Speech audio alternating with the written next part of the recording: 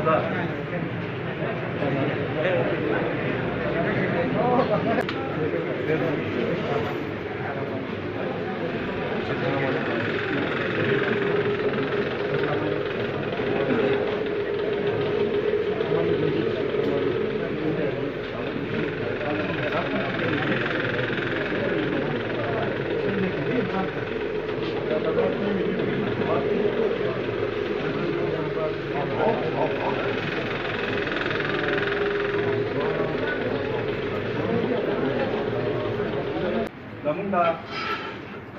بعضې تنظیمونه چې کوم دي هغه لیټ جوړ شوي دي چې د هغوی خان سره زمونږ صوبایي چیرمین صاحب سره د هغوی